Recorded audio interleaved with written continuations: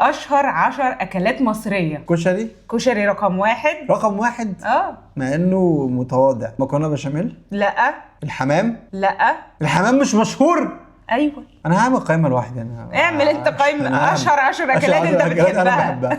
الفول. الفول المدمس رقم 2 في القائمه. الفلافل. الفلافل رقم 3 في القائمه. ما هنا مسمينها طعميه بس هي فلافل. الفلافل عشان احنا اسكندرانيه. مظبوط. طعميه ده للناس تانية. في حاجه حلويات. في حلويات. رز بلبن. لا. هريسه. كنافه. كنافه رقم 9 في القائمه. والله المفروض تطلع فوق دي. حاجه كمان. بسبوسه. البسبوسه رقم 10 في القائمه. هي هريسه مش الهريسه معلش. انا بالنسبه لي هريسه هي البسبوسه. انا ما اعرفش الفرق بينهم الصراحه. ولا انا. ملوخيه بقى. الملوخيه رقم 4 في القائمه. محشي. المحشي رقم 5 في القائمه. برافو. حاجه اكله انا بحبها وباكلها في العيد. فته. الفته رقم 6 في القائمه. أيوة. حاجه مشهوره في مصر فقط في العيش. في العيد حواوشي. الحواوشي رقم 7 في القائمه. مظبوط. فاضل لك حاجه وهي طريقه عمل رز. رز كبسه. لا. رز معمر. لا. رز بالخلطه. لا.